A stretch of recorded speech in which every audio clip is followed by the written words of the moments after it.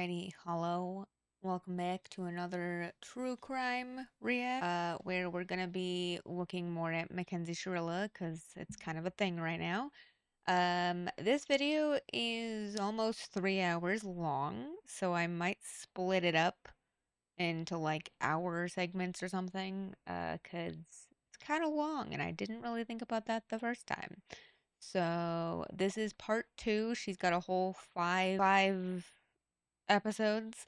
I have watched most of this one, so I do have some thoughts already. But don't worry, you haven't missed anything, I promise. So, this is everyone who stood by Mackenzie after the crash, Rosie and Bubba interview. So, in this video, she actually tells you she had her researchers actually talk to Rosie and Bubba, who are two of the friends of Mackenzie, and Dom and Davion, and they talked to them about things, and apparently Netflix left a lot of things out and didn't put in things that they thought they would, and left out a lot of context for things. So we're gonna look at it together. So this is also by Rotten Mango. I really enjoyed her videos. I've learned a lot of things watching her videos, and hopefully I will continue to learn things while watching her videos. So let us see. Bada bing, bada boo. July 11th, 2022, 17-year-old Mackenzie Shirilla posts an Instagram photo and texts one of her friends named Rosie. So Mackenzie is texting her friend Rosie, "I am Gia, already liked." I am Gia being the clothing brand, aka this huge clothing brand liked her Instagram picture.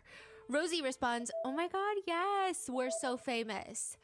Mackenzie says, "Bro, we're gonna be famous as soon, before this year ends." This is from July 11th, 2022, just 20 days before the crash, where Mackenzie drove her car into a brick building at nearly 100 miles per hour speeds, killing her boyfriend Dom in the front passenger seat and her friend Davion in the back seat.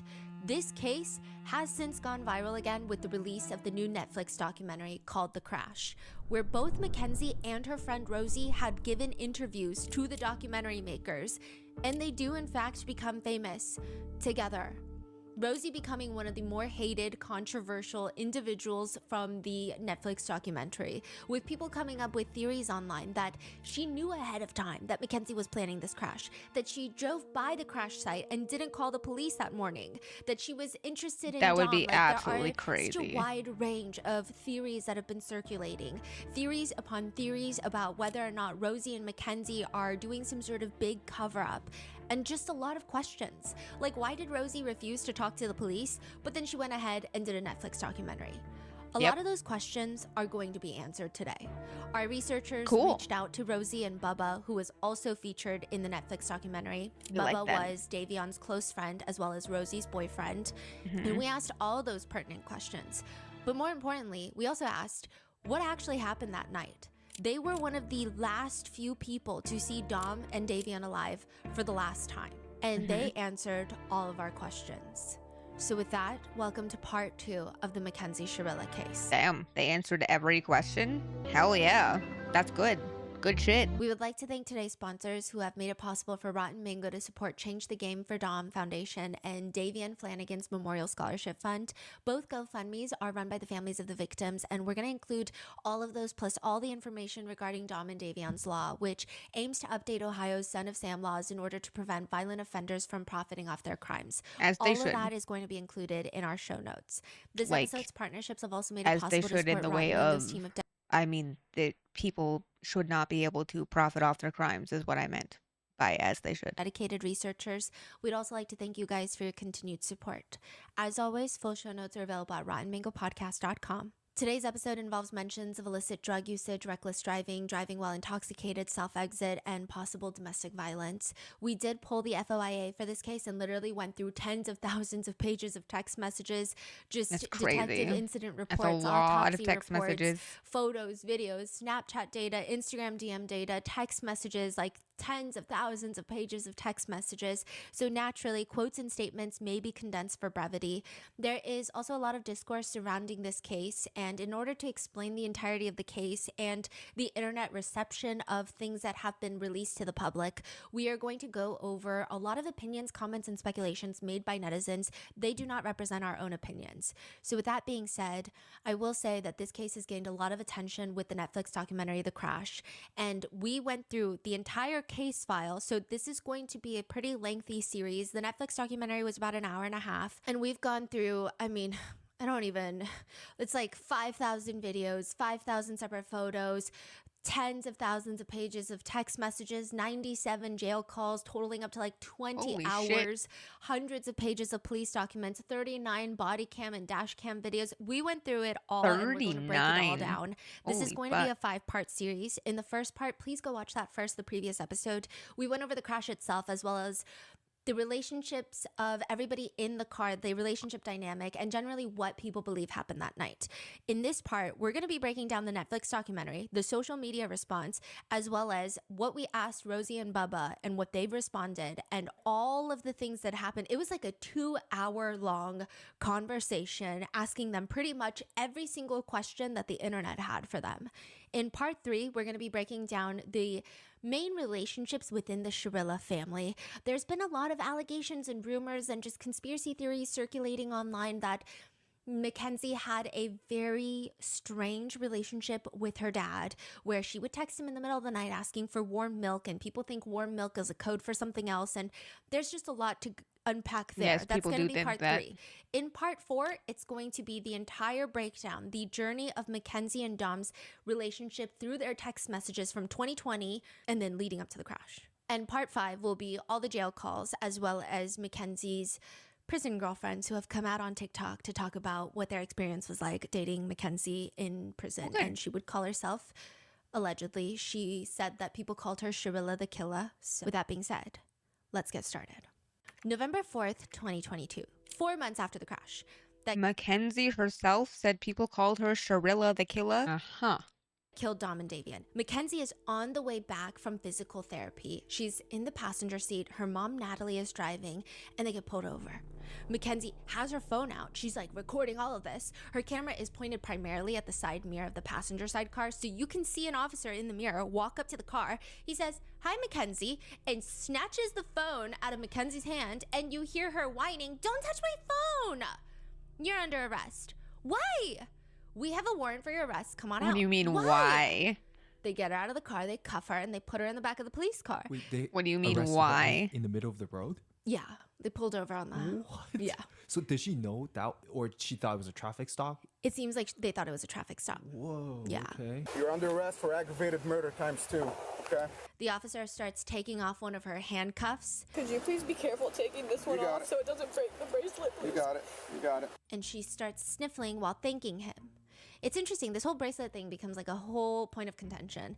Again, as she's getting booked, the officers are talking to her. Okay, Mackenzie, I'm gonna take your handcuffs off. I need like all the jewelry and everything to come off, okay?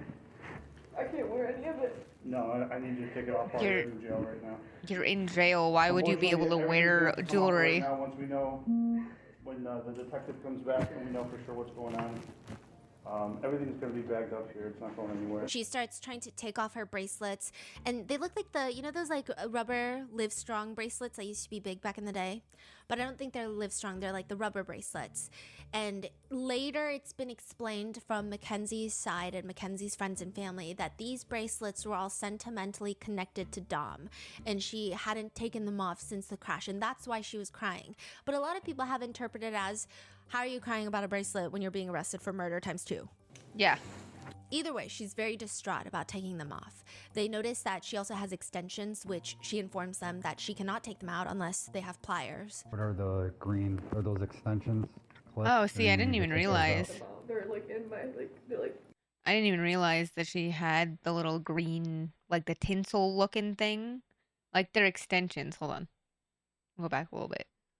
See, I didn't even realize that. And I've watched this before, but like, I didn't notice that she had that in there. Interesting. Because when she gets out of the car, you don't see it, but I guess it's because she's facing, like, you see this side of her and not this side of her. So I guess that makes sense. Are those extensions? clips? You're gonna need to I take can't those take out. them out. They're like in my they're like, unless you have pliers, we can get them out. After Mackenzie's arrest, there's some interesting body cam footage that was in the FOIA file. Her dad marches down to the police station, and he honestly looks like a chill dad, right? So he's got like a kind of white-haired beard with like a full head of like whitish gray hair, and he dresses super relaxed. He's an art teacher. He almost dresses kind of like a kid. Yeah. I don't know how to describe it. He's not overly stuffy. He's not wearing polos. It doesn't look like he's obsessed with golfing on the weekends. He seems like he's a little bit more creative in that Obsessed aspect. with golfing on the weekends. And I don't mean that as a compliment. I don't really ever want to compliment him, but he walks into the police station. Obviously, understandably, this is a highly emotionally charged moment, but he's using his hands to passionately yell at the police officers. I need to speak to my daughter because you guys aren't allowed to speak to her at all. That's from the lawyer. He does not want you guys speaking. And I can get him on the phone. He can tell you that over the phone if that works, or I can go in and tell her not to open her mouth. But how you guys did this on the weekend is just flip. All you do is go, hey, there's a warrant for her. We would have brought her right down here with no problem. But you hit it. It's just, Yeah, would you have though? Because I don't think you would have. so the warrant was issued today, so we executed it today. If he didn't have to roll out the whole mask to pick up an 18-year-old girl who can hardly walk out of a hospital visit, it's just beyond me. Yeah, Steve, lots of things are apparently beyond you, like common sense and good parenting. Opinion that I strongly hold. Steve aggressively asks the officers. Am I going to be allowed to have a 2-minute conversation with her? You cannot talk to her. Why doesn't she get a phone she has call? legal If you arrested her, why don't representative. she get a phone call? Which, like, goddamn, your daughter is not Why special didn't she in get a anyone phone else's call? eyes but your own. Like, this is the process Because she that they doesn't have to go need through. one. The officer has to explain and spell it out. Yeah, dude, if they're processing her, it makes sense you can't talk to her. Hello? Out to Steve Shirilla. She was just brought in. They're going to process her. As soon as they get the time for her to make a phone call, she'll be able to make a phone. We just need to advise her that she has a lawyer. She's 18 years old, and she could speak that. She's a dumb 18-year-old that just turned 18, Well, and you guys are no. They're all the kids nowadays are dumb. Sure, Steve, if that Okay, first of all, the fact that your mom is laughing when your dad's irately saying you're a dumb 18-year-old, damn. How rude. helps you sleep better at night, okay? Just know that most of us didn't get into a fatal car crash that took 2 lives at 18 years old. 17, basically Yep. 18, but I digress. Steve continues angrily, telling the officers. And these guys are going to take advantage of her. She's not allowed to speak to you guys. I'm telling you Listen, that. her from attorney lawyer. can call us. Don't ask her any questions. The officer straight up walks away, closes the door while Steve is still screaming. Steve Shirilla is still screaming. He's like, don't ask her any questions. She's not allowed to speak to you.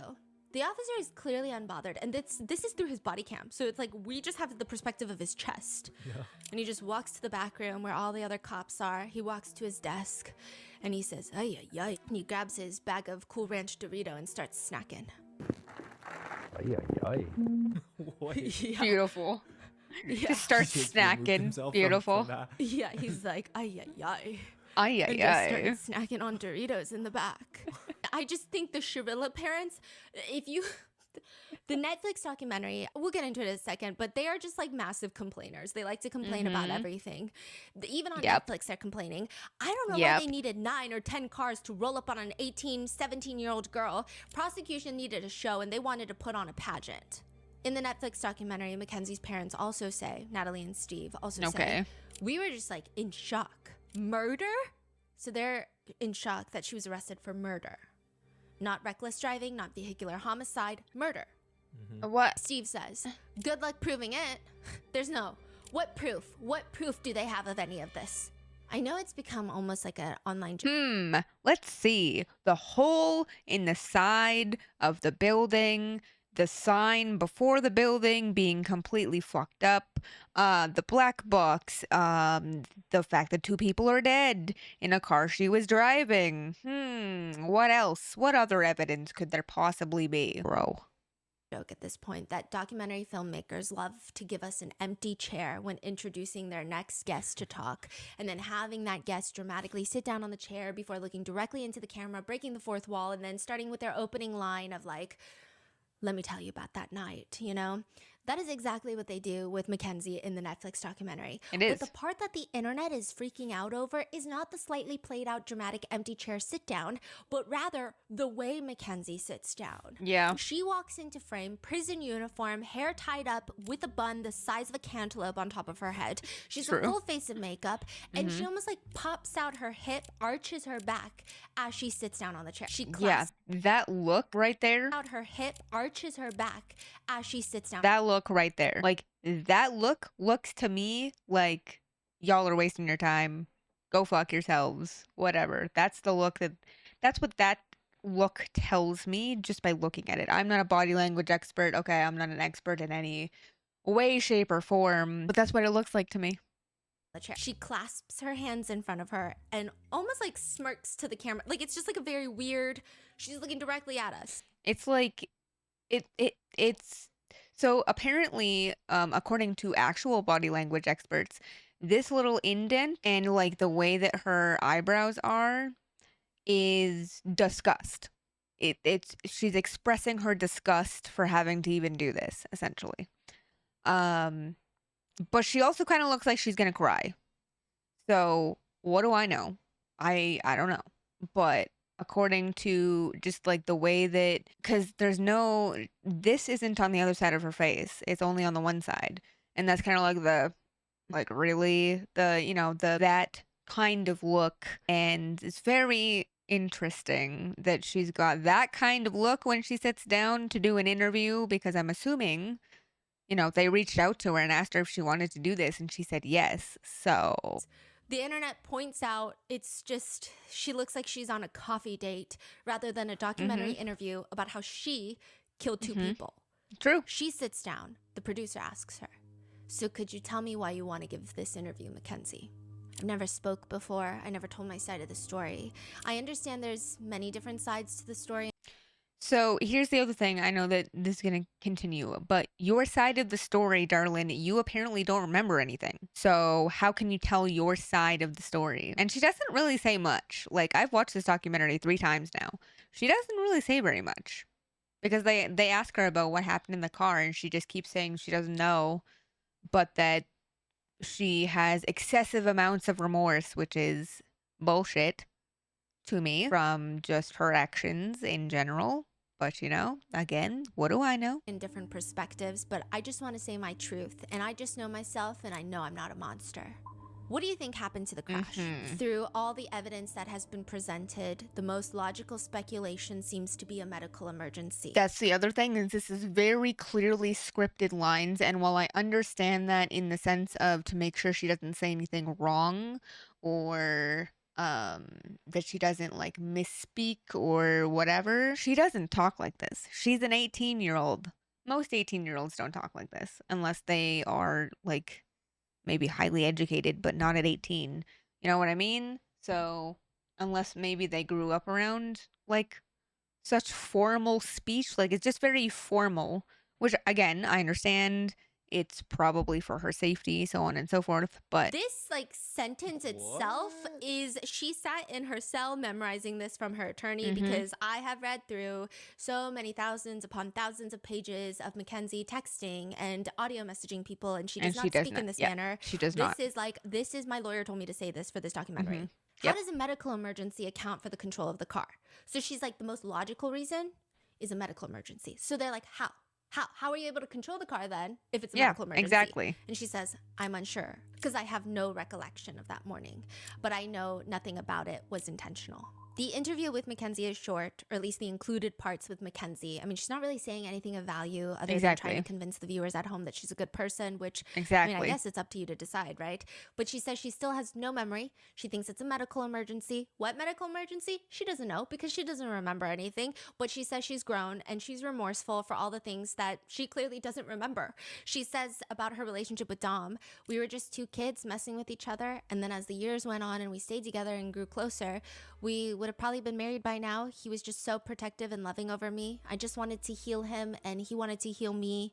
We were partners. We just took care of each other. I mean, we argued. We got back together. We broke up. We got back together. It was rocky, but it was good. It was just, we were in love, young love." She says, "It's really hard every day here. I try to wake up and be the best person I can be every day, stay out of trouble." You try to stay out of trouble, but you have 37 fucking infractions in prison. Yeah, that's staying out of trouble, Mackenzie. The fuck? There's not a moment that doesn't pass where I don't think about them or I don't feel a pain in my chest that it's still like the void of losing them. And near the end, the producer asks her, "Is there any last word that you'd like to say?" And she turns to her right and she's like looking at someone off the camera. It's her lawyer. They let us know. They're like, she's looking at her lawyer, right? Her lawyer was present. She goes, "Did I touch on that? The right?" Okay, so everything is like you think. I don't want to force anything and just say too much or sound crazy. So the only thing I don't understand is did I touch on that? Like, touch on what? You know, like she doesn't, obviously, like maybe there's more that Netflix didn't show her saying. And like maybe the interviewer asked something and then like they cut to her saying like, "Oh, did I touch on that?" Like whatever. And it's also funny to me that when she gets into jail, she's told that all the jewelry that she has to come off. But she's wearing earrings and a necklace. So why did all, like, maybe once you're in prison you can have your jewelry back. I don't fucking know. But like, just it's very interesting to me. And she got like that finger tattoo that you can see in certain footage and stuff of her where there's text messages from her and Dom about how she was going to go get a small tattoo because she really wanted a tattoo, and he said, "You're going to regret it, don't do it, like wait until you're older, blah blah blah." She went and got it anyway, and then she was complaining to him and was saying like, "Come help me get it off, like come scrape it off, like whatever," and he's like, I'm not going to do that, like what the fuck. So just this girl, man, this girl. She doesn't want to sound crazy. I think that depending on what you said before that, if it actually is what Netflix put in there, that you're probably fine. But as we learn later in this video, Netflix left a lot out. Apparently, Rosie and Bubba both had like 15 to 18-hour days of answering questions, and they answered every single question. And there's a lot of context for certain questions and certain answers and stuff that are left out because documentaries do that. So, very interesting. I just want to make sure that I'm big on the no intent. There was no intent whatsoever there. I have excessive amounts of remorse for Dom, Davion, both of their families. This was not intentional, and I will do everything I can to prove that to the world and the families. The best way that you can prove that to the world and the families is remember what the fuck happened so we can piece together the final piece as to why the fuck this happened in the first place. You're big on the no intent, but it looks pretty intentional. That's it. That was weird. Yeah. Is that like a fourth wall breaking moment? Like That was so weird. And the only thing the internet can really get out of this is, first of all, the sit down of her sitting on that chair was crazy. Her hair is crazy. And the fact that she said, "I'm big on the no intent," is just like people are having their minds blown on TikTok. I'm big on the no line. intent. What do you mean you're big on the no intent? What do you mean by that? The Netflix documentary also sat down with Dom and Davion's family members. They focused a lot on the pain that the family members had to endure losing Dom and Davion, and it felt very transparent in the sense of the families of both those boys felt really vulnerable in sharing their journey of finding out that they lost their babies, essentially their children, to then feeling relieved that at least another child was able to survive, that Mackenzie was alive and in surgery. There was almost like a relief. Really? Because it's like, okay, at least... Wow, you know, and then feeling confused because they're like, wait, nothing is adding up about this car crash. Like, it doesn't make sense. Her behavior isn't making any sense. They're not getting the answers that they so desperately you're need so and deserve. remorseful. And then they see this evidence, and then all of the complicated just evolution of all these feelings. Dom and Davion's sisters have been using their platforms to showcase Dom and Davion's lives as well, and they were both included in the documentary. And it's just so frustrating to see the grace and composure that both Dom and Davion's family members held in this entire documentary, juxtaposed to the Sharilla parents. Mackenzie's parents, Natalie and Steve, who come off incredibly tone deaf, entitled, and just fucking dense. I don't really know how else to put it, okay? 100%. They just are not likable either, and it almost They seem like enablers. Yep. The documentary also brought in a few of 100%. Mackenzie's friends who have since gone viral. And there were just a lot of moments where it feels like just watching the documentary, from the perspective of just watching the documentary, it feels like you're on a different planet from the people that are on the screen talking, because you're like, there's no way they just said that. There's no way any of this is real. For example, one of Mackenzie's friends, Faith, states in the documentary that essentially she cannot see Mackenzie intentionally crashing that car because she can't imagine Mackenzie ever hurting herself. Like, that's just not Mackenzie. She says Kenzie loves herself a lot. She wouldn't even have a McChicken with me at McDonald's because she cared so much about her own health.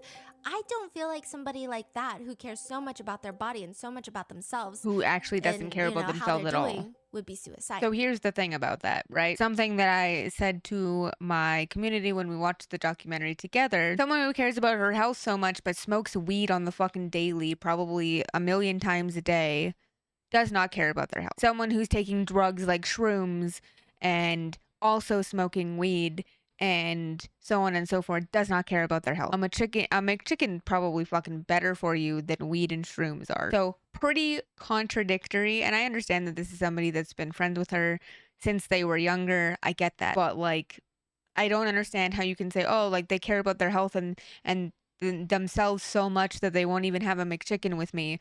But she's consistently having weed, to the point of getting mad at Dom for not giving her weed, getting mad at Dom for getting her addicted to weed, which, by the way, is not his fault. That's all on you, darling. Like, apparently, a McChicken from McDonald's is some sort of litmus test now. The documentary also brought in two of Mackenzie's friends that were there at the gathering that Mackenzie, Dom, and Davion left. And that was the drive home where the car crashed. Rosie and Bubba, they were there and they were interviewed. But before we do that, let's run through the night of July 30th and the early morning of July 31st, 2022. Mackenzie and Davion had both graduated high school, so they're going to like a series of graduation parties.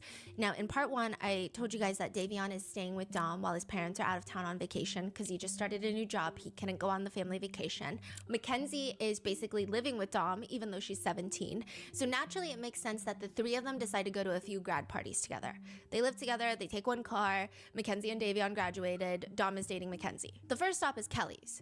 They get to this girl named Kelly's house at around 10 p.m. Kelly speaks with detectives and she tells them, okay, it really wasn't like a crazy grad party or anything. My mom was there the entire time. In fact, her mom is in the interview. I think it was like the kind of party they were expecting, because I told them like not a lot of people are going to be here. Like we're all just, it's just like close friends and we're just chilling out. Like, you know. And she says Mackenzie, Dom, and Davion get there and they're just kind of sitting off to the side for a little bit before Mackenzie asks Kelly, hey, come here. And she was like, do you trip? Which meaning like, do you do acid? And I was like, no, I don't do that. And like, I was like, especially like my mom cares so much about her health, but does acid.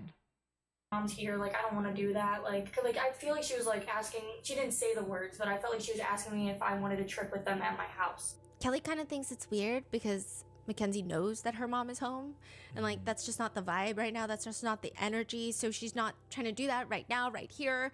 The conversation pivots, but Kelly still hears Mackenzie and Dom making plans about maybe going to some guy named Mark's house and saying things like, should we do it tonight? Should we do it tonight? So it sounds like to Kelly that they're debating whether or not they want to do shrooms or trip or whatever. And then within 20 minutes, they leave. And Kelly's like, she gets it. She says that she thinks the three of them were maybe expecting like a party. And it was just more so Kelly and her friends hanging out and her mom was home. And it was just more like a chill gathering. So they leave Kelly's and they actually head over to a different guy's house, Paul's house. The police interview Paul. And he says he's technically Mackenzie's friend. So they're just trying to get like, how do you guys all know each other? And he's like, well, okay. So Paul is best friends with Rosie, who's in the documentary. So I didn't know Rosie that. started hanging out with Mackenzie a few months ago. But also Paul has his own connection with Mackenzie because senior year, they both tried to do, he wanted to be homecoming king. She was trying to be homecoming queen. So he says that she really helped boost his confidence during that time. So he's got his own like friendship with Mackenzie. So he's closest with Mackenzie. He's not really close with Dom. It seems like he's familiar with Davion, if not friends with Davion, right? Now, Mackenzie just happens to bring Dom everywhere she goes, and Davion is currently also staying with Dom.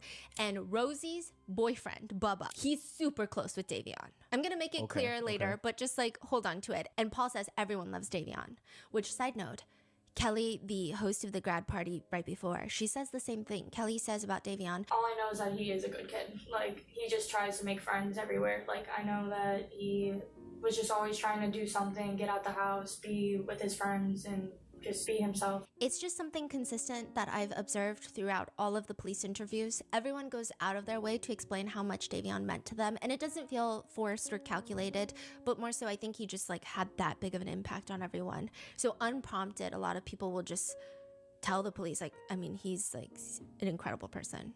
Just so friendly, so chill. Like, everybody loves him. Davion's mom says, you know, I would always say that he had an old soul because he was just wise beyond his years, just in a lot of ways because he's had so much experience in his short life. And again, we're going to go in depth on Davion's family and what they've said, their foundation, in a later episode. So one interesting thing to note is Paul tells investigators that he refuses to ever ride in Mackenzie's car. In general, she's just a horrible driver. The police are like, what do you mean by that? I always knew she would get in fights, like her neighbor, or she got in her fight with her neighbor about zooming past the stop sign. Jesus. One time at the carnival, she was gonna drive me home, but I was like, no. Sorry. It's okay. I just said, no, I'm good. Paul says even Rosie, the one from the documentary, told him, like, don't get in the car with Mackenzie. She's not a good driver. Wow, that is crazy. Yeah. So they're like, That's okay, some well, crazy tell us shit about the right gap, there. because they leave your house, and that's She's a when bad Mackenzie crashes driver. the car. Oh, they were at Paul's house till 5 in the morning? Yeah. So Paul is like, okay, well, that whole day, before they came over, you know, I was at work the entire day. So when I finally got back home, I was really tired. But I had to do something. That's like the vibe he gives. Like, I had to do something because my parents were out of town. And I had 6 people over, so in my opinion, that was not a party. There was no party. 6 people being over is not a party when you're 18? Activities going on, because I don't have enough friends to throw a banger, I'm gonna be honest. He says it was him, so it's Paul, another friend named Nina, Rosie, Rosie's boyfriend Bubba. Bubba is close friends with Davion. Rosie is now hanging out a lot with Mackenzie, and Mackenzie brought Dom, so it's 7 people. Paul, Nina, Rosie, Bubba, Davion, Mackenzie, and Dom. Rosie, Nina, and Bubba show up at around 11 p.m. Mackenzie, Dom, and Davion get there closer to midnight because they were at like a different grad party. They were just grad party hopping. And it was a chill night for about an hour. Paul says, you know, earlier that day he was kind of in a shit mood because he did also break, like his whole car broke down. So he was working, his car broke down. He's not in the best mood. That's rough. So he decides after chilling for an hour that he's just going to go to sleep. So he goes upstairs, leaves everybody downstairs because his parents aren't home. They're out of town. He goes upstairs and, quote, I go upstairs at around 1. They're still up and they're still watching. I remember hearing South Park playing really loudly. And then I went downstairs again at 2, 3 a.m. to pee, sometime like that. And I saw Kenzie asleep on my couch in my front room when I saw that. But yeah, I don't think there was any fighting or anything like that going on at all. Or at least that's what I saw. he says they all did smoke weed. They talked about doing shrooms, but they didn't end up doing the shrooms. So he's like, I don't know. Like, I went upstairs. When I came down at like 2, 3 a.m., Mackenzie was asleep, and I didn't witness any fighting or anything weird. The next morning, he wakes up at around 10 a.m. to Rosie calling him and telling him that there had been a car crash. When authorities arrive to the car crash to Shitty extract way to wake Mackenzie, up. they find in her possession, on her person, a baggie filled with shrooms. And there are messages that police get between Rosie and Mackenzie that night. So before Mackenzie shows up to Paul's house, 6 p.m., Mackenzie asks Rosie about going to Paul's. Do you think it's cool to trip there? So Mackenzie's like, do you think it's, can I go and trip there? Rosie says, yeah. Okay, I'm trusting you. His parents aren't tweaks like Bubba. They would probably let him have people over. Mackenzie is unsure if she's actually going to end up at Paul's, so she's still kind of debating, and then she's like, is it okay to trip there? Rosie's like, for sure. Rosie texts, could we still buy off Dom if you guys... I don't understand what his parents would probably let him have people there if you guys were already planning to go over. Like, what? And could we still buy off Dom if you guys don't want to trip? don't want to trip. You should come hang out for like a little smoke or whatever. Okay, bet. Like, what do you need? We might come. So Rosie says, yes, me, Paul, Nina, and Bubba need them, and some Bud. Do you not want a trip? Did you guys already trip at the zoo today? And Mackenzie's saying, like, we're not really sure because it's already so late. Dom says no, and we were going to, but we didn't. But yeah, we can give you guys that. Mackenzie texts at 10:24 p.m. We're probably gonna come. So like last minute, she's like, okay, we're gonna come. Rosie says, okay, cool. And so we want $40 worth of Bud, and Bubba wants 3, and I want 2.5. Nina wants 1.5, and Paul wants 2.5. So the grams, it's reference to shrooms. So they want $40 worth of weed, and then everybody wants like different amounts of shrooms. Rosie is saying Nina claims she just wants a gram. And then Mackenzie is saying, bruh, tell her more. Like a gram is, it sounds like she's saying a gram is not going to get you there. So Rosie responds, okay, fine. She said like 1.5. Okay, bet. Okay, we're all at Paul's. I'm about to come. Okay, send me Paul's address. I'm on the way. So they send the address. They meet up. They get to Paul's house. And like all we have once everybody is at Paul's house is what everybody says happens at Paul's house. And Paul is like, I was asleep for most of it. And then at 5:30 a.m., Davion, remember he has the Life 360 app connected to his friends. His app shows him leaving Paul's house. It's Mackenzie driving, Dom in the front passenger seat, Davion in the back. 5 minutes later, the car slams into the building at nearly 100 miles per hour. A few things to note about this timeline. A lot of people do think it's odd that they left Paul's house at 5:30 in the morning. It's not like Paul's parents were coming home, so they're like, oh, we gotta all get out of here before my parents come back. A little It weird, just seems but like a very early time for them to get up and get out. It's been reported to detectives that Mackenzie fell asleep at some point. She doesn't necessarily strike me as the accommodating type of person who will wake up from her slumber to drive Dom and Davion home. Or maybe she woke up and was like, I'm uncomfortable, I want to go sleep in a bed. I don't know. I mean, some people also think she's not really, doesn't strike them as a early bird. So why go home at 5:30? Do you know if they have jobs or any places to go to? Yeah, so they had places to go to, but all kind of within each other. It doesn't seem that Mackenzie and Dom had any strong plans that morning, but Davion was actually going to go hang out with Bubba again to fix up Bubba's car. Okay. It's like actually a whole thing because he was going to go straight to Bubba's house with Bubba, but then last minute, Davion was like, I'm actually going to go back to Dom so I can shower and clean up a little. Wow. It's just an odd time for them to leave, which has led people to believe and speculate and theorize that it would make sense for them to leave if Mackenzie and Dom were fighting. And they're like, you know what, like this fight is getting big, like let's go home and fight in private. And since Davion is staying with Dom, he ends up going with them. On the drive home, they're still arguing. Mackenzie, in retaliation out of rage, drives the car full force into the building. But the problem with this is every single person present at the gathering that night state that they did not witness any fighting between Mackenzie and Dom. Some people think they're flat out lying. Others think maybe they are telling the truth, but that doesn't mean a fight never occurred. Whether it's just on the way home or whether there was a fight earlier that night and it just wasn't felt or witnessed at Paul's house, but it resumed in the car. Judging by Mackenzie's text messages and Instagram DMs to Dom, I will say that she clearly seems like an instigator who knows how to escalate a fight in record time. She's kind of like a bomb. She seems to go off at the smallest thing and it's very explosive. So I could understand how a lot of people theorize that a fight broke out once they got into the car on the way home. Davion's friend who hosted his vigil goes to the police and he reports, and it makes sense. So he's saying like, I'm on Davion's Life 360 app. And he's like, because, you know, they're all just trying to grapple with what happened. And I think Davion's friends had their own special set of grief because I think with Dom and Mackenzie, a lot of Dom's family and friends were just, it was a lot of like, what could we have done to prevent, like, did we know this relationship was this toxic? What were the signs between their relationship? For Davion, it was more like, it's almost shocking because why was Davion in the car? Like there was no, he's not like, they're not that close of friends. It's just, it was more, I think, abrupt. They're trying to make sense of it. And one of the friends is telling the officers, well, Davion was in the car because he was staying at Dom's, and Mackenzie and Dom were going back to Dom's. So it makes sense to me why he was in the car now that I understand that part. Because the documentary doesn't tell you why Davion's with them. It just says that he wanted to go home and shower and whatever, according to what Bubba said, because he was supposed to go meet Bubba later. And they don't ever say like that he was staying with Mackenzie and Dom. They don't say any of that. It's just suddenly like he's in the car. Okay, but why? So my first thought was they're taking him home And then I realized afterwards that it's not that they were taking him home, but not like to his house home, to their home where he was staying. Makes sense with that app. It's just like if the kid was in the back seat, they were dating, they're having problems, like they're fighting. She got mad. She's always like, there's lots of people that have come up to me and said they've always fought. Like everybody, like I can probably a lot of witnesses to say that and testify for that.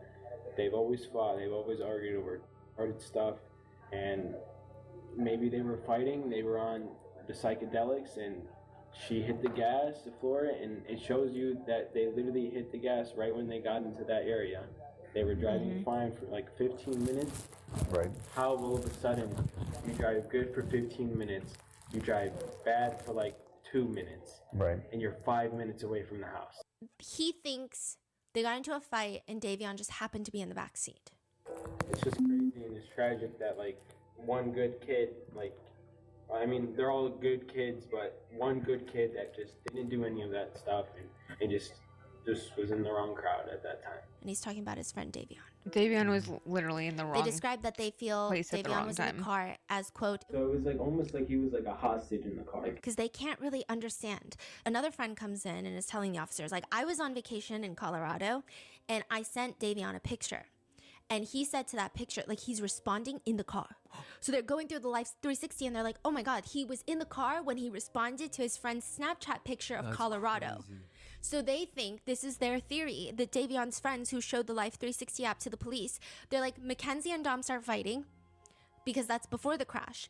And Davion is Snapchat responding to his friend. So his friend had sent him a picture of the Colorado mountains, and then Davion responds like, damn, what the fuck, that go crazy, because it looked so beautiful. The friend tells the police they think Davion was probably on his phone because it's awkward when the couple are fighting, and so it's awkward to just sit there, so he was on his phone. 2 hours later, It could also be that he was on his phone while talking to them, or the car was quiet because they were all tired because it was 5:30 in the morning. I mean, it would fit if they were fighting, but at the same time, it's like he could have been on his phone because he was on his phone, like, you know. that friend responds back to Davion, on God, bro, we walked like 2 hours in a thunderstorm in the dark in the middle of the park. Cole said he saw a mountain lion. But by that time, Davion is gone. And like I said, another thing to note is Mackenzie was the only one wearing her seatbelt, which netizens found very interesting because she rarely ever is seen wearing a seatbelt. But that night she is, and Dom and Davion aren't, so people theorize that they were trying to save their lives. The prosecutor even agrees with that theory, stating, I think the boys were trying to save their lives. I think Dom and Davion were yanking on the wheel, grabbing the gear shift, and it was just too late. Dom's sister says the car was the weapon, and it was just exactly like she took a gun and shot Dominic and Davion. Davion's little sister says, the most important thing I want people to know about Davion is that he's not just some backseat cargo. He was somebody's kid, and he was my brother, and he was a brother to me and my sister. Mackenzie's actions after the crash have also been heavily scrutinized for good reason. She keeps reaching out to Dom and Davion's family members in the most bizarre way. So she doesn't reach out for a long time, and then when she finally does, she's like, don't hate me. Basically. Don't hate me. Yeah. So What? in the 2,000-page Instagram file that we got from the FOIA request, Mackenzie is messaging a relative of Dom's, his cousin, September 22nd, 2022. So this is like a month, 2 months? 1.5, yeah, 2. After the crash, Mackenzie reaches out to his cousin and writes, hey, I know we didn't talk much and I completely understand if you hate me. I hate myself too. I just wanted to apologize to you because I know you guys were close. I hope you don't think it was my fault. I never did this on purpose. I wish he was here every single day. He should be here. It should have been me. I don't want any sympathy, but I just wanted to apologize. Which is like kind of a presumptuous thing of her to say, like, I don't want any sympathy, for her to already think that she's going to get sympathy, considering you're reaching out to Dom's cousin. But she messages again. I also wanted to let you know that I was completely sober. I know there's been fucked up rumors. I don't know if you've heard them, but they're all fucking not true. They're just making me look so bad, like I would hurt my baby on purpose. I never would. I would have sacrificed myself in a heartbeat for him. Dom's cousin responds, how fast were you going? I would really love to know the details. I don't know if you're allowed to share that info or no, but I would appreciate if you could share some detail. There's just no justification to be going 90 miles per hour if that is even the correct speed. Also, something that doesn't sit right with me is that you were sharing irrelevant things right when it happened. Reposting and liking things, like, you know, responding to the modeling agency and stuff. You haven't posted anything about Davion, and you're just now starting to post stuff about Dom. And I'm not here to bash you. It just doesn't make sense to me. I mean, thank you for the apology. None of this will ever feel real. I just can't believe this has happened. If you want, you can call me. I don't know if you can hear my voice though. I'll try to make you feel better about it. And to be honest, I don't really remember the accident for some reason. All I remember is turning on the street and my vision goes dark. And it's really weird because I drive that street like almost every single day, and I have never once went that fast on that street. I can't say exactly how fast I was going, but it's not what the Life 360 says. What does it say? 90? Yeah, I think it was faster. So How would she know then? yeah, Exactly. also everything would indicate that So, like, that's the other thing too, is it's not what the Life 360 says. Well, how would you know that if you don't remember? You said you started turning on that street and that's when your memory goes blank. So you wouldn't know how fast you were going. And Life 360 said 90 kilometers an hour, but the black box says, I think almost 100, like 98 was the top speed. So, like, actually, it was higher than what Life 360 says. she's going fucking fast. Yeah. Like the way the car crashed. Like, what do you mean it's not? I don't really have any pictures of Davion, but I've been texting his family, and Dom is honestly affecting me a lot more because I was with him every single day for 4 years straight. He was my best friend and my soulmate. Mackenzie tells Dom's Also, from reading the text messages I've read, unless they ended up hanging out even after Dom said he didn't want to, that's a lie. You guys weren't together every single day. Like, your mom says that, you say that, but it sounds like Dom didn't really want to hang out with you a lot. cousin, and you're allowed to be mad. I get it. I'm mad at myself too. What do you like? She's like giving her permission to be mad at her.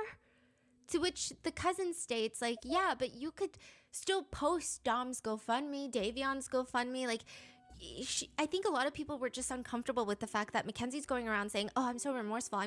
It should have been me. It should have been me. And she's responding to modeling agencies.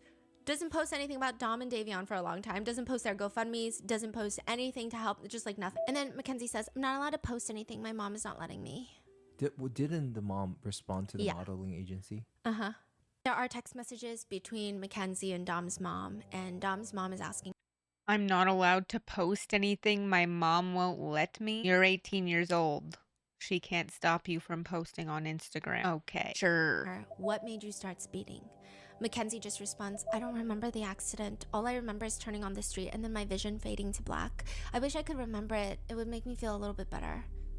What's the last thing I remember? Turning onto the street and then my vision fades to black, and it really kills me not being able to remember anything. I promise you I would tell you. I've been asking my therapist why I don't remember, and she said it's because of trauma, but I'm gonna try to get hypnotized and make myself remember. Now, I will say that Mackenzie sounds incredibly exhausting to be around for Dom's family while they're Yes, she going through does. likely the most tragic moment of their lives that has been caused by Mackenzie. She's busy messaging them, asking for things to help with her own grief. She's explaining to Dom's cousin that Dom's mom isn't ready to see her yet. So Mackenzie's like getting impatient. She's telling Dom's cousin, like, I don't know why Dom's mom doesn't want to see me. Like, she says she's not ready, but like, she seems like she's getting impatient. She says to Dom's cousin, we talk every single day though. Talking about Dom's mom.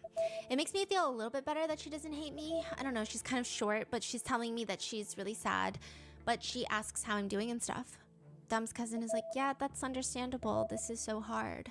Mackenzie says, I've been trying to go to Dom's house because I just want to lay in his bed. So as Dom's parents are grieving, she's texting his mom nonstop, asking to be allowed into Dom's house to lay on his bed. So she said Don's mom doesn't hate her. Yeah. I'm sorry, but I don't. Why? See, that whole thing is very weird to me too, because she wants to lay on his bed, and then it's later she wants to get her stuff, and then Dom's mom is like, okay, well, tell me what you want and I'll go in and get it when I'm ready to, whatever, because she's got, it's hard for her to go in that house. And then Mackenzie's like, oh, like, why can't I just go in the house? Why won't you let me in the house? Like, I know where it is. You don't know where everything is. Like, just let me go in the house. And, his mom's like, I haven't been in there except to get the clothes that he, like, is buried, or the clothes that he's buried in. So, like, I haven't been in there, but like, and then her parents are calling the cops to get them to let them into the house, and the cops are like, only if Miss Russo says it's okay, Mrs. Russo, sorry, and like whatever, and it's just like, holy shit, like why are you so adamant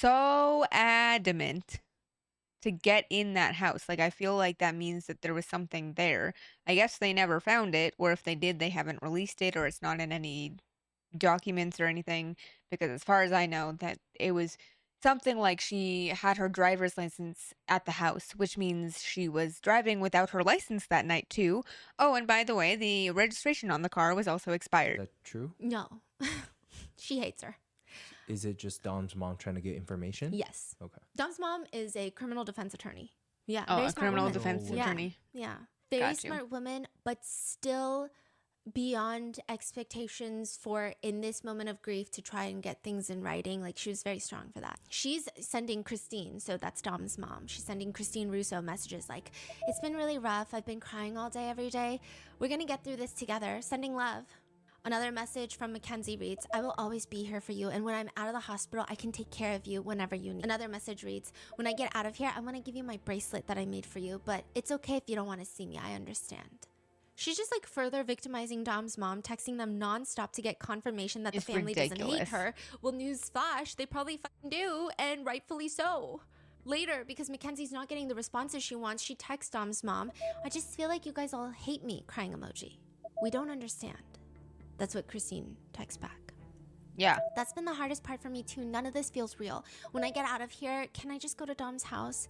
I just want to lay in his bed or on the floor so I could smell him and maybe take some hoodies home. I also want to see you and give you a hug. I love you guys so much. It's interesting that she's so hell-bent on going into Dom's house to lay on his bed. It's such an odd request that nobody believes it. August 18th, she's texting Dom's mom. Do you have Dom's phone? Really want Dom's playlist, and I want to see the pictures he had of us on his phone, which feels a little weird. That's weird. Dom's mom responds, we will figure it all out when you're out of the hospital.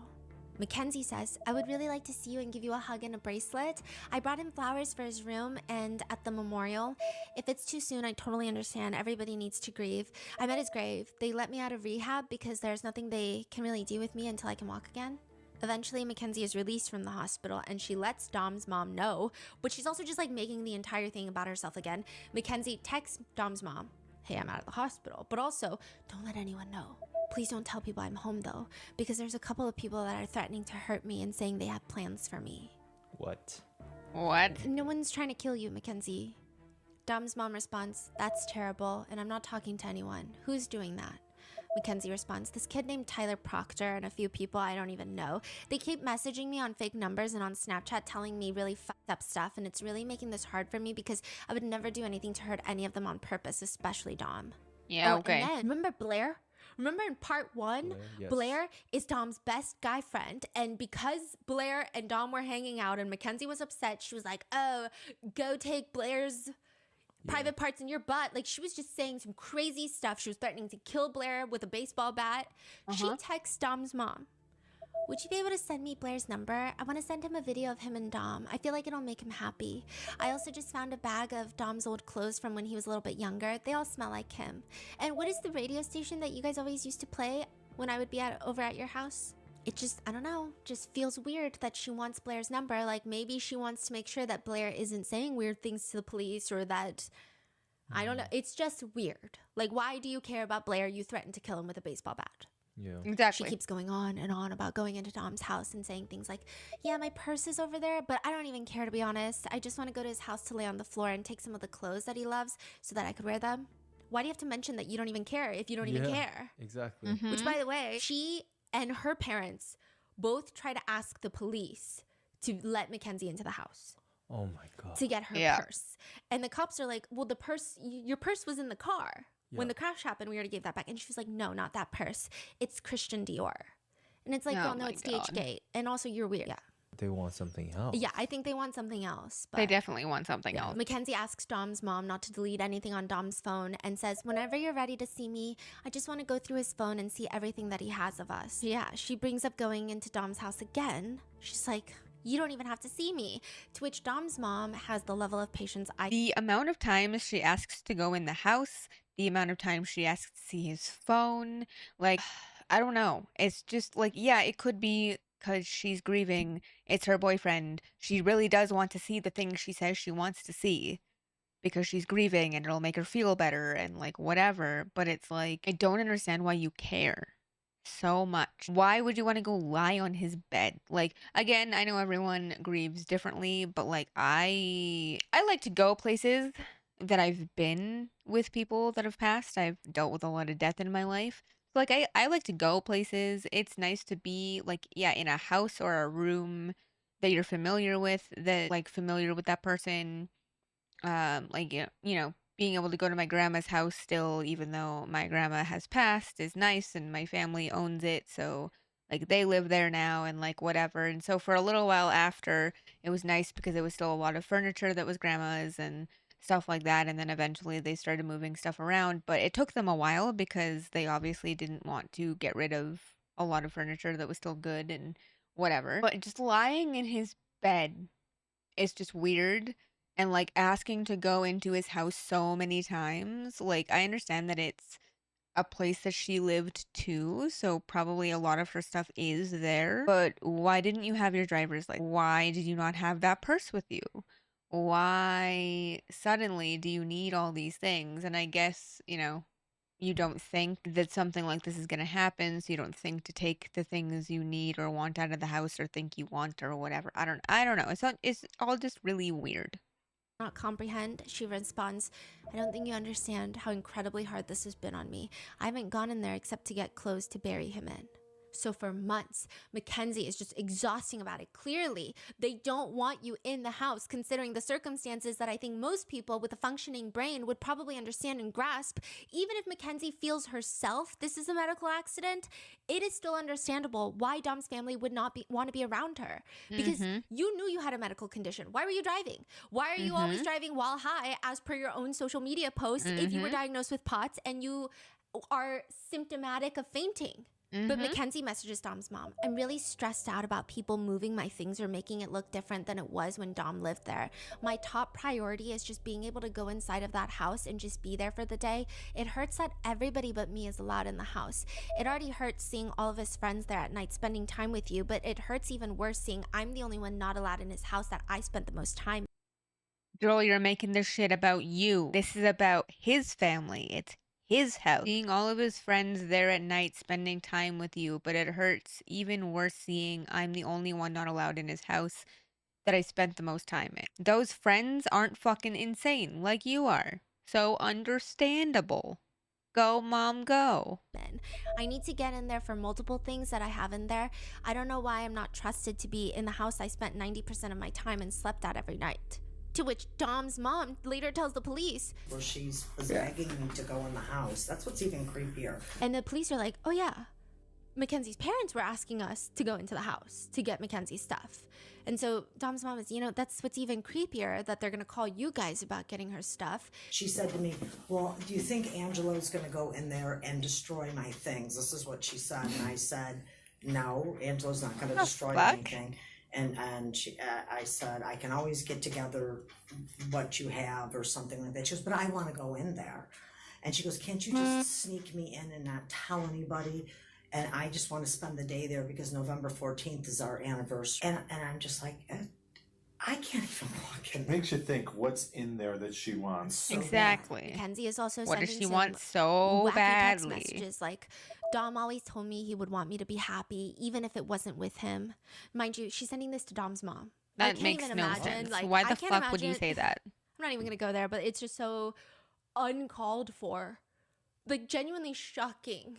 Yeah. And she says, that's impossible because I can't be happy without my soulmate. Then she goes back to talking about, quote, yeah, I get harassed literally every single day. Shit sucks. Is there any way I can get Dom's phone or just go on it or something? Because I need to block people because they're commenting fucked up shit on his TikTok. Oh, Dom has videos posted on his TikTok and I commented, I miss you. And people are harassing me on there. Specifically, this one girl that has been harassing me our whole relationship. And I just want to delete her comment and block her. Then she adds pressure to Dom's mom, saying things like, I really can't tell if you hate me or not. I feel like if you don't hate me, you would let me come over or be there for you. Or you would tell everybody that they shouldn't hate me, but I feel like you just don't like me.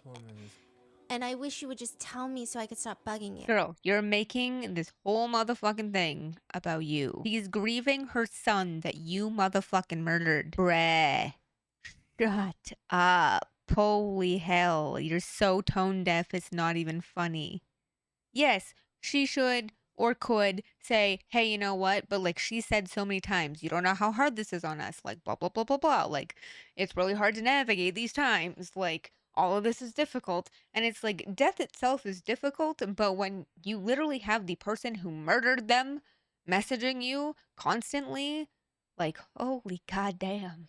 I don't know how Dominic's mom had the level of patience she had to deal with this because, like, I would have lost my shit on this girl. Dom's mom responds, this is all emotional. I can't tell anyone to do anything. I don't hate you. Gosh, I'm having a tough time with just not having my son. Exactly. You can't tell them to not bug me, but you could tell them that you don't hate me. And it's hard for me too. I'm always having a tough time. He was the love of my life, and I spent my last 4 years every day with him pretty much.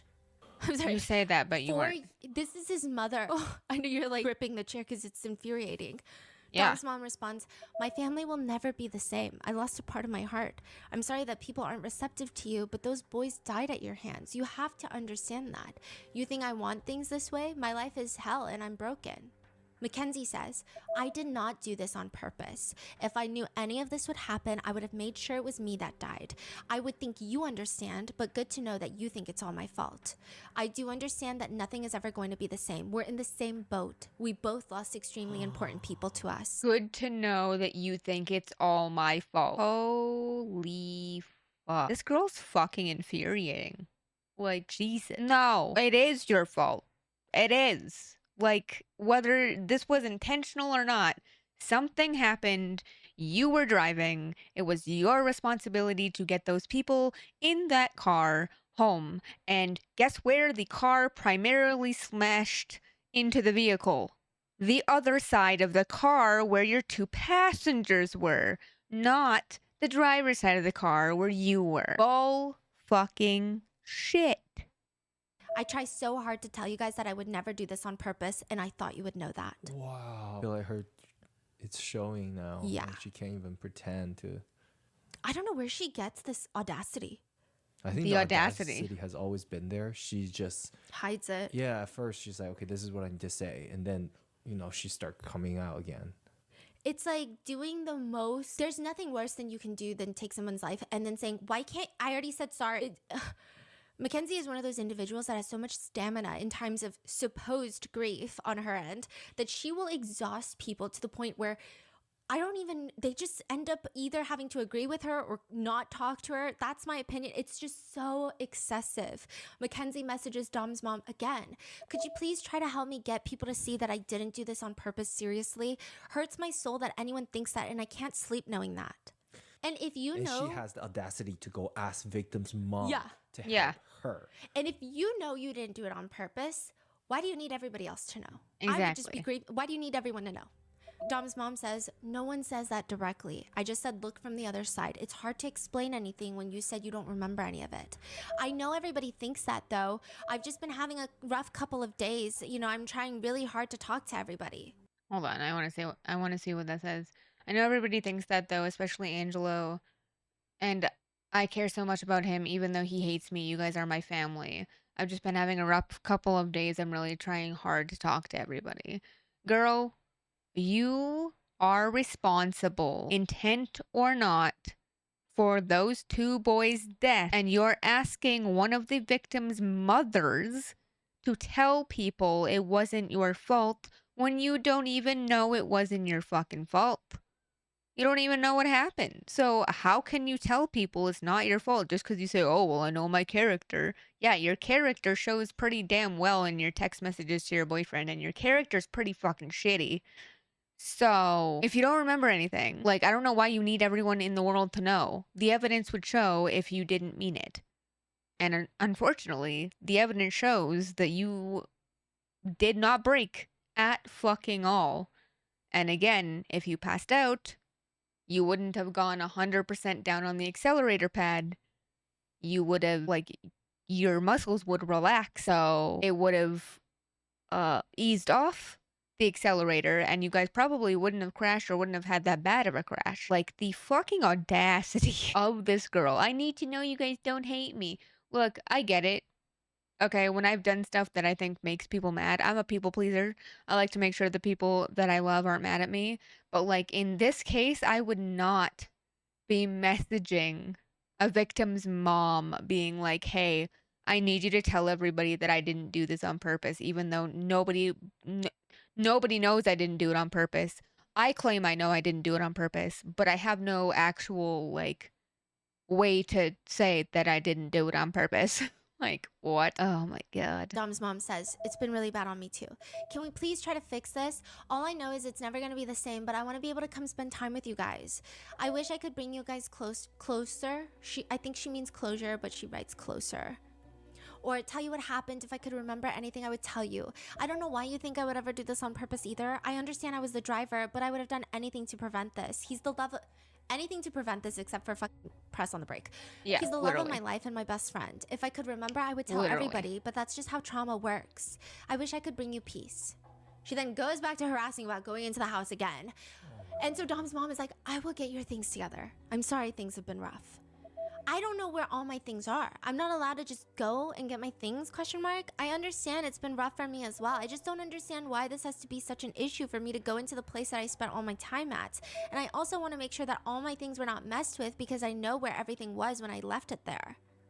You're going to jail. What do you need your stuff for? Yeah. Yeah, Later, when you're Dom's going to brother, jail. Angelo, is being interviewed by police, his mom is also in the same room, so Dom's mom is there. And the police informed them that Mackenzie's dad has been, kind of a little bitch about Mackenzie's driver's license that is in Dom's house because she wasn't even driving with her driver's license, okay? Wait. So who?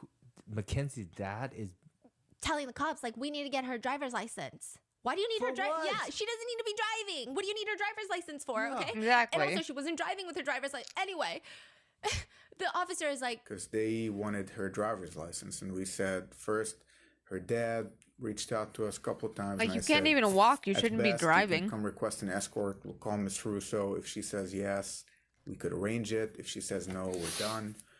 And then last time when he was kind of getting under my skin, I said, no, we're not getting involved in this.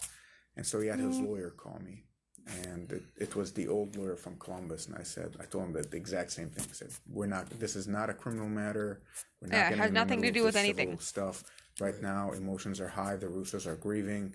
This is not the right time to get her driver's license. But why would anybody even say anything to me? She's like, I think the feeling is, why does she need to let them into the house? Why does this need to be a whole thing where the police have to reach out to her? The lawyer has to reach out to... It's like, no, I just don't want to... No, you're not going in the house. Yeah. She's like, I don't know. Why is It this a should thing? be that simple. Like, I said no. Like, no. And then she says about Steve Shirilla, about Mackenzie's dad. Well, let me tell you, that rotten son of a bitch father of hers never said a freaking word to me. I bumped into them at the cemetery. Of course, my place, I have to bump into him. And that bastard never even said, hello, how are you? I'm sorry. Nothing. And side note, the only reason Dom's mom does admit to the... So this obviously, I don't think Mackenzie's dad has ever said this, but like Mackenzie's mom has said a million times that like the families were close and like she wants to go and reach out to them and like go to their house and like talk to them and whatever, but she doesn't think that they want them, like she doesn't think that they want that and blah blah blah, which definitely probably don't, and like stuff like that. And like clearly not if her dad sees you and doesn't even fucking say anything to her. Like, what? Just literally rude as fuck. Even if you don't, like, the fact that your daughter dated her son for 4 years. You guys totally know who each other is.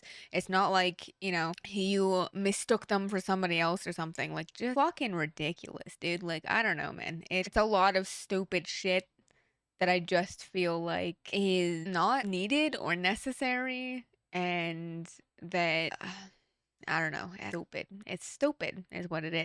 This whole thing is just absolutely insane, and like the parents telling her friends not to talk to the police and to help save their daughter and shit like that. It's just like, bro. Police that she's talking to Mackenzie is because She also knows what Mackenzie is doing. And it's very clear through the text messages. It's such an icky feeling reading those messages between Mackenzie and Dom's mom. Mackenzie is effectively dangling pictures and videos of Dom in front of Dom's mom. And Dom's mom knows. So, like, if Dom's... I want to read some of these. Yeah, so, like, if Dom's mom doesn't answer, she fucking sends pictures. Like, it's fucking ridiculous. So she says, I tried to ask Angelo, but would you be able to go in Don's room and go in his bedroom and on his back desk grab some stuff and put it in his coffin? I just want to be with him. And then sent pictures. And then that's a question we'll never be able to answer, and that's gonna fuck me up. Sent 8 pictures. And then she said, do you still want me to print pictures? I've been doing it from the app on my phone, and they're done in an hour. The pictures from prom, no. Have to go to the film place. Can't see what the rest of that says. I'm going to get you what Dom used to get. Used to get you. Me and Dom making pasta. What do you mean? We made homemade pasta from scratch. So I don't know what that means either. I'm going to get you what Dom used to get you, or what? I have no idea. And then I love you, Miss Russo. I'm always here for you. Do you know how dumb he is? How dumb Dom is? He would want you to be happy. I know it's hard, but that's the only thing that helps me because I know he would want us happy. And she goes, so I don't know how I got the picture. Glad we have it. And she says, I'm going to send more pictures. Send 17 pictures. I'm sure all of them are her and Dom. Like, I don't think one of those doesn't have Dom in it. That might be his mom. I'm not sure. And then Sad Face sends a thing, and then that's from this picture. I miss him. Me too, so much. It just gets harder every day.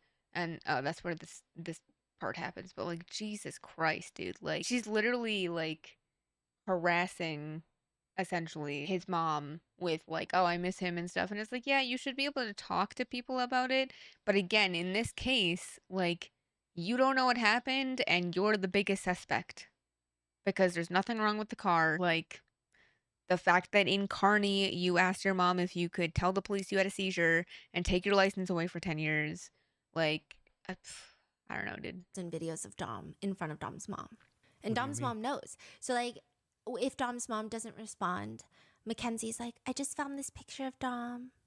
She sends a photo? Yeah, of like, in my photo book. And then a day later, if Dom's mom doesn't respond, oh, I just found this video. It's almost like this is the reason Dom's mom keeps responding, obviously. And Dom's mom is like, obviously, I know. Like, she's dangling photos and pictures of Dom in front of me. She knows it's to keep in contact. And the cops sympathize with her and they say, she's playing on your emotions. And she's like, yeah. Dom's mom even mentions... She tried telling me the other day that she had some other medical conditions. And I think that was just... Oh, my God. Why wouldn't it have ever been mentioned to me before? Gotcha. Now he's dead and you're going to mention this at the cemetery. Mm-hmm. Fucking She's convenient. saying, like, she went to the cemetery. Mackenzie is there. And Mackenzie, after Dom is dead, is, like, casually trying to bring up, like, oh, I have so many medical conditions. And Dom's mom is like, are you for real right now? But what's worse about this is Dom's mom has a lot of very You dated the guy for 4 years and you think that the family wouldn't have known? Like, come on, dude. Ridiculous. Absolutely ridiculous. Pertinent evidence. She doesn't have it immediately, and they all kind of start clicking together within the few days after the crash. But she has a situation with another witness that can back it up, that Dom had called her a week before the crash and said that Kenzie was threatening to crash the car with him in it. You kidding? Dom's mom breaks down when talking to the investigator. She says, I just figured that maybe Mackenzie needed to grow up. She's young. I mean, do you guys know what I'm saying? You don't think that it's going to come to this. And I just figured maybe she just needs to grow up. She's young. I mean, do you know what I'm saying? You don't think that it's going to come to this. They ask her, what were your motherly instincts? Like, what did you feel around Kenzie, especially in the presence of Dominic? Was she genuine? She was everything you can tell by her. You know, she's everything all about her. If you notice, prom pictures, every single time we try to get a picture, she's all over my son. I can't even get one without her in it. He catered to her. She claimed she had a gluten-free problem or something, and I would make dinner, and then I would be questioned on, was the stuff okay for her diet because her stomach, and if I didn't have everything that would have complied with her stomach diet, whatever it was, I never believed it. She's like, I never believed she was gluten-free. Which, side note, I don't believe either.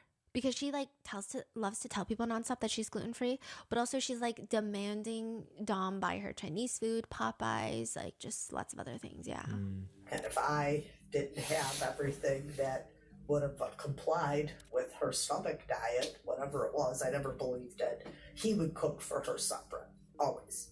She's a slob. She never cleaned. Her mother's house is a slob. My house isn't the greatest either, but I'm just saying, it's just, you know, if Dom's going to cook for you, do the dishes. Clean up after yourself. Do you know what I mean? So all of this, coupled with the fact that after being released from the hospital, Mackenzie goes to a Kid Cudi concert. What? Mackenzie cannot walk yet. She gets discharged from the hospital. She is in a wheelchair. This is like days after the crash? Or This is like weeks after because she was in the hospital for a long time. But still, she just gets discharged from the hospital. Actually, I don't even know if it's like weeks, okay? It's just like maybe a week and a half. But she's wearing tiny little booty shorts. She's in a wheelchair, a evil eye bikini, and her hair's in space ball. And she's just at a Kid Cudi concert. Friends? Yeah, and they're just like wheeling her around the freaking concert. Mackenzie is also incessantly posting on Snapchat pictures and videos of her in the hospital going to therapy. It's just a bit odd.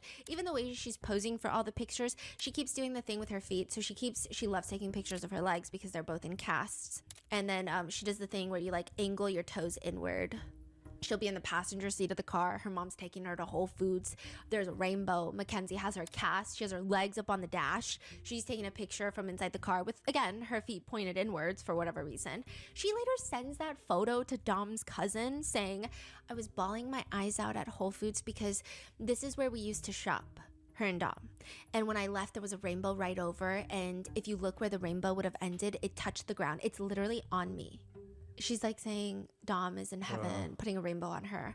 And the cousin, I mean, at this point doesn't know what's going on. So she's just like, that's beautiful. He just keeps giving me signs and it's kind of making it easier. But I also cry because he's not here. She tells the relative he's sad, but he wants all of us to be strong. As if she's like communicating with Dom. And like out of all people, she says, he wants us to be strong, even though it's going to be hard. I still cry every day. And I'm sure you do too. How the fuck do you know that is my question. I mean, doing copious amounts of drugs every day doesn't make you a spiritual being. It probably just makes you a little more prone to hallucinations. I don't get it. The relative just doesn't get it either because she wants to keep talking to Mackenzie to get clarity because she's just always trying to reroute the conversation. Even Dom's cousin is like, keeps rerouting the conversation. She says, a lot of people think this situation looks bad. You know, the road in the grass. I don't understand it. You can be honest with me, I promise you. What do you mean, the road in the grass? I will be honest with you with everything. I'm trying to give the family closure. It makes it harder because I don't remember driving on the street for some reason, but the therapist told me people block out traumatic stuff because my brain couldn't process, but I just wish I did. There might be cameras that caught it though, which would make me feel so much better. And something else that's bothering me is I feel like the cops don't give a single fuck about this. Later, the cousin says, yeah, but you did kill 2 people and you're not a minor anymore. Exactly. Mackenzie responds, I didn't kill anyone. It was an accident. You killed somebody. The cousin 2 is people. saying, well, you're just like behaving weirdly still. Like, Kenzie, if I'm going to be honest with you, I've said this before. A lot of people agree with me on this one about how you were reposting things about your modeling and stuff. But do you really think that's important in a time like this? I just don't understand that at all. I'm a pretty easygoing person. That's why I'm trying to hear your side as well. But it makes me angry. I haven't posted anything since this accident happened.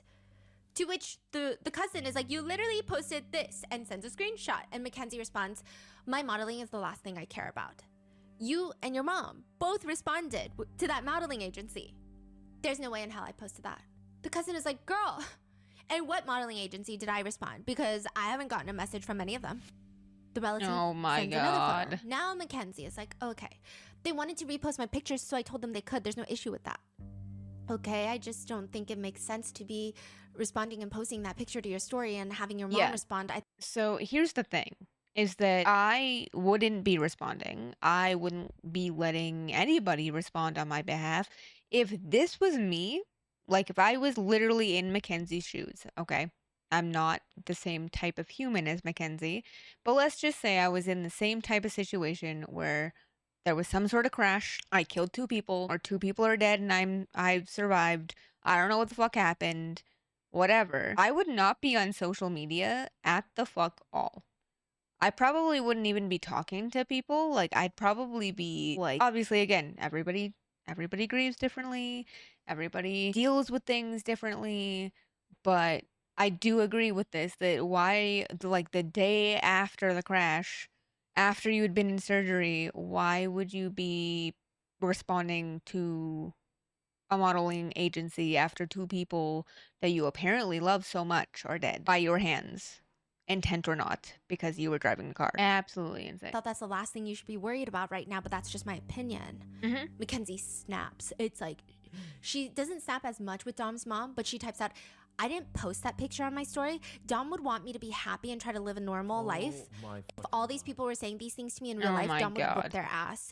And I'm not sure where this conversation is going. Is this like a trap or something? Are you trying to incriminate me or make me feel even worse than I already do? Everybody's acting like they were so close with him. Like I wasn't the one sleeping at his house every single night taking care of him, and he was taking care of me. The love of my life is gone forever. I'm never going to love again. Her prison girlfriends would disagree, but I'm never going to fall in love again. I'm forever his, and I'm going to live on and do everything possible for him, whether it's eat the food he likes, wear the clothes he likes, go to the places he likes. I'm doing it for him.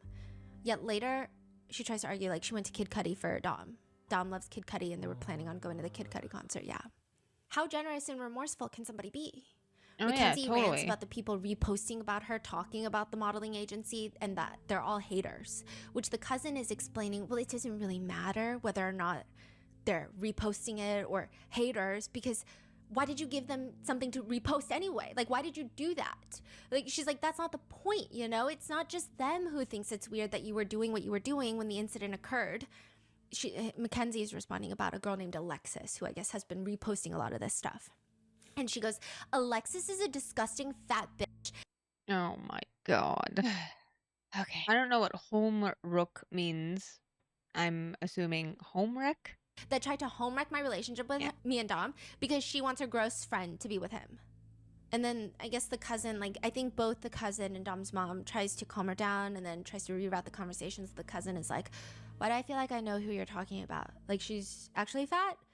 And she says, Alexis is ginormous. Later, Dom's cousin asks What does that have to do with I don't shit? think Dom was sober that night. I don't know if you remember, but do you? Mackenzie states, I don't know why you're trying to be all detective on me. You're digging for information and you're saying you're not trying to be rude, but it's honestly weird and very uncomfortable.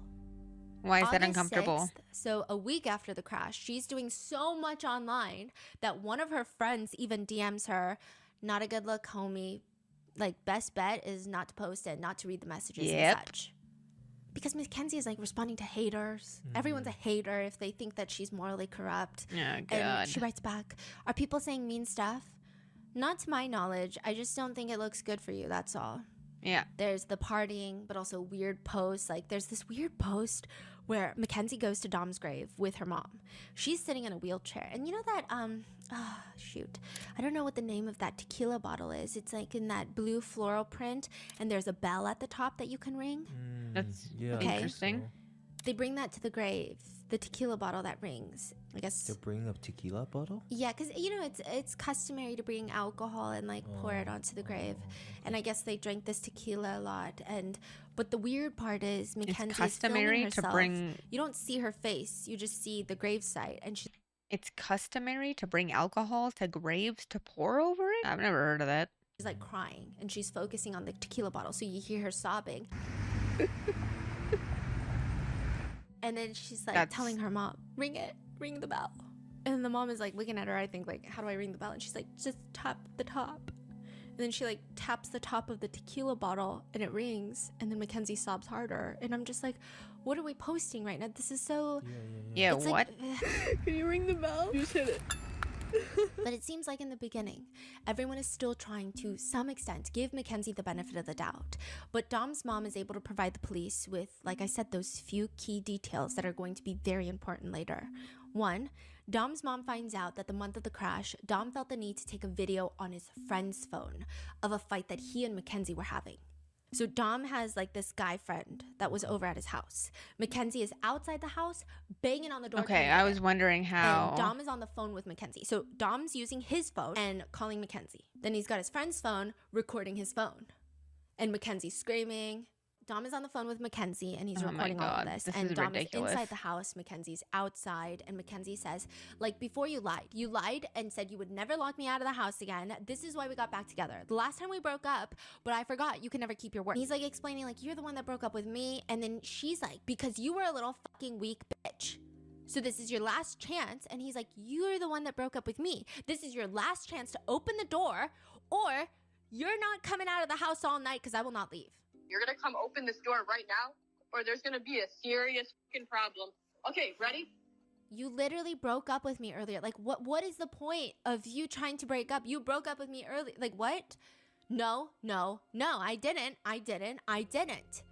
Yes, you did. You said earlier we are not together. You literally said that shit. Like, you broke up with me earlier. Like, what are you trying to make? Like, why would I just let you in my house if you break up with me and you're threatening to break up with me and shit, and you're threatening to break my shit? 1, 2. You're threatening to key my car. You're threatening to break the doors down. I will key your car if you do not let me in this house. You're gonna key my car if I don't let you in the house? If you don't let me in the house? Yeah. What the? Yeah, I know. So just let me in the house. No, like, why can't you just be like calm, Yeah. at least for a second, and I can feel comfortable letting you in the house. And again, does this not sound terrifying? Like, I know a lot of people listen to this and they're like, oh, this was such a toxic relationship. If the roles were reversed, if there was a man outside the house saying, let me in the house or I'm keying your car, it would come off incredibly threatening. Yeah. I am calm. I don't think you get to decide that with your fucking weird ass trauma problems. You're literally threatening to fucking key my car and shit. Like, what else are you threatening? Dom, The I'm gonna fuck? give you one last chance to open the door, or I'm gonna leave, do what I said I was gonna do. What are you gonna do? I'm gonna give you one last chance. Open. Kenzie, look, let me go to bed. No, you're not. You can, and I can let you come over later. No, you're not, because I'm coming to dinner too. So Dom was gonna go to dinner with his mom and his grandma. And Kenzie's like, I'm coming to dinner. Why? Well, you should have told me you wanted to come. You fucking R-word. She already put me on the reservation, so fucking open the door, you dumbass. Like, open the door. No, I'm not letting you in the house. 5, 4, and another video clip. Her fucking counting Mackenzie is still outside. Dom ridiculous. is inside the house, and Mackenzie is threatening Dom. Dom, if you do not open. Like, she's acting like she's his fucking mom with the countdowns. Like, she's done that in text messages, I think we saw in the previous video. Just like, what is that, an intimidation tactic? Like, do you think that's gonna scare him? Like, the fuck, woman. Jesus. Like, you think I'm joking? Do you think I'm joking? Do you think I'm joking? Like, I'm dead ass. What are you dead ass about? Okay, I'm gonna give you one last chance to open the door. Kenzie, I can't open the door. I can't sit here and fight. That's like, right. I gotta Tell go to her, dinner Dom. so I can see Tell my her. grandparents. Like, I can't sit here and fight. You're not going to dinner if you don't open the door. I'm gonna let you know that right. And then what? What will happen? What are you trying to say? I am telling you, I already told you what happens. You're not going to dinner. What do you mean? You know exactly what I mean. You don't need Clearly to know not. exactly what I mean. You're going to open this door right now, or there's going to be a serious fucking problem. I can't. No, like, you can't keep making all those threats. I can't open the door. And you can't kick me out of the place you say is my home. Kenzie, I didn't kick you out. You took all your shit and dipped. You said we were done. Like, I did not say we were done. Okay, ready? I'm going to count to 10. I'm gonna count to 10. The door's gonna open, okay? Stop hiding behind the door like a little fucking bitch. Ready? 1, 2, 3. Mackenzie, I can't open the 4. Okay, I'm gonna break something then. What are you trying to break? Open the door. Stop being a little bitch and open the door. I can't let you in my house with how you're acting. It's like as simple as that. Like, there's no way. It's out of the two of them, it's like Dom is the normal human being here that's like, you're acting crazy. I'm not letting you in my house. And she's like, too fucking bad, let me in. And he's like, no. But he's being like, if you actually see the whole video with him answering her, like, he's very calm the whole time. He's like, Kenzie, I'm not letting you in. you're acting crazy. I'm not letting you in. She's the one that's like irate and freaking out and wanting in so badly and whatever. But it's like, dude, if you broke up with him and took your stuff, what do you need in for? And like saying, like, she's always blaming him for shit that he doesn't even know what is happening. Like, he doesn't know what she wants, he doesn't know what she's talking about. And then she'll be like, yes, you do. And he's like, no, I don't. And it's like, holy fuck, woman. Like, seriously. Like, there's no way I should. I'm just gonna break the handle off. Fucking break the lock? Like, you're gonna break into my house? Yes, I will. I will break into your house. You're right. I will break it. It's not your house. It's my house. It is. Dom, now open the door. You have 30 seconds left on this phone call to open the door or we are done. She starts banging on the door and you can hear it on the video. You already said they were done. Open the door right now. Dom, if you don't open the door, I'm keying your car. Why the fuck would you key? Are you serious? Okay, you have 30 seconds or I'm gonna do it. She starts banging on the door. There's cracking, there's banging noises. Well, I just broke your fucking key thing, so that sucks. What key thing? I don't know. You're gonna have to open the door to see it, because that's where it's fucked up from the outside, you fucking dick. Now open the door. No, like, no, you're breaking shit and stuff. Like, you're not coming into my house. Dom, I will break shit. I will break shit. Do I have to call the police? Why would you call the police? Do I have to call the police? Are you not gonna let me into my house? This is not your house. All right, Kenzie, I'm calling your mom. I'm calling my mom. No, you're not. Yes, I am.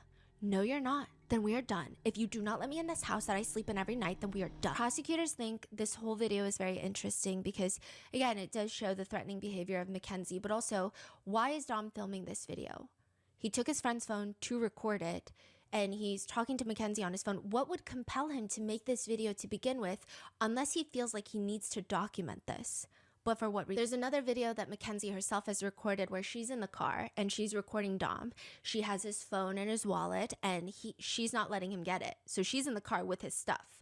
And he's just like, give me my shit, dude. Give me my shit. Mackenzie just responds, yeah, we have problems.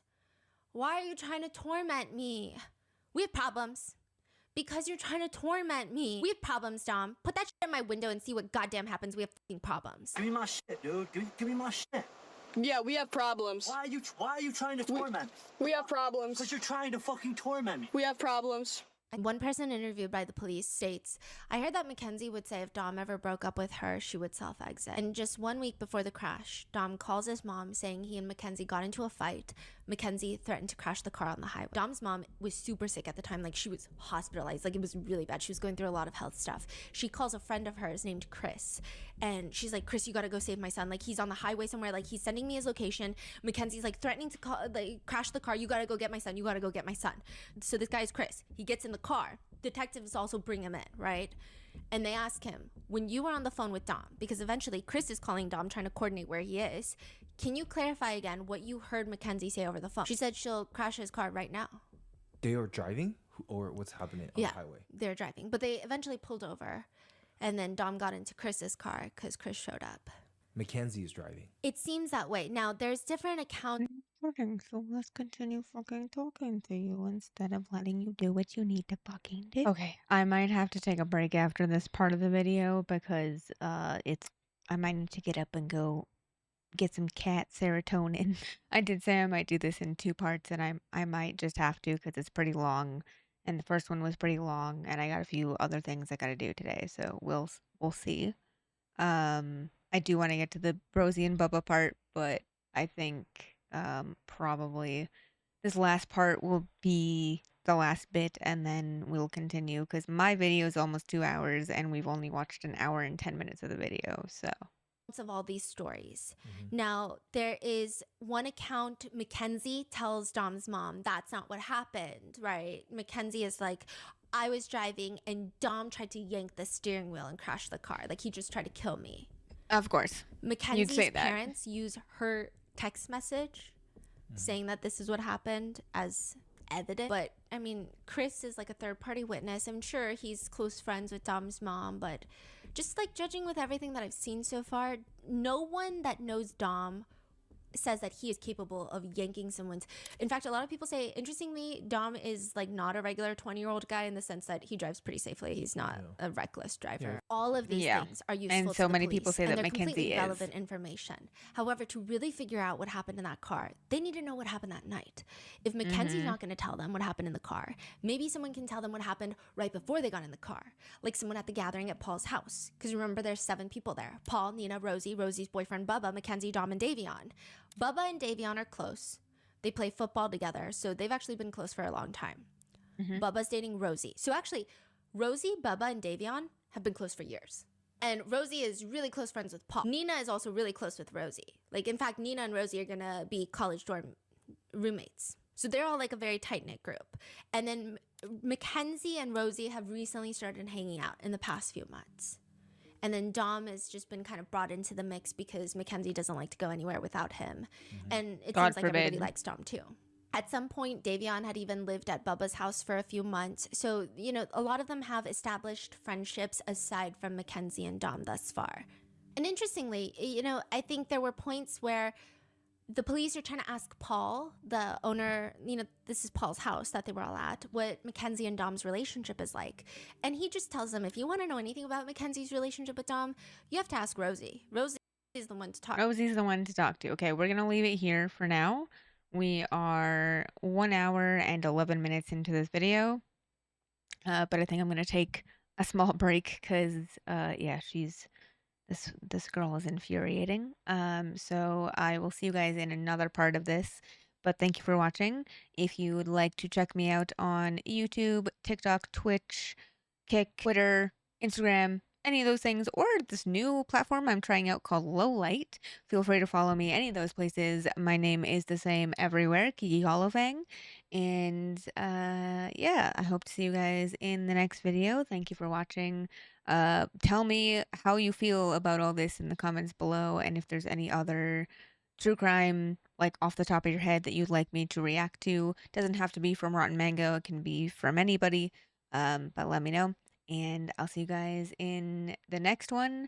Don't forget that I do stream on Twitch, Kick, and YouTube Wednesday through Friday, and Saturdays 5 p.m. MST to 10 p.m. MST, and Saturdays we start at noon MST. So I hope to see you guys there if I don't see you in the next video. And remember, guys, dare to climb, but don't be afraid to fall, and I will see you when the blood moon rises. Ow!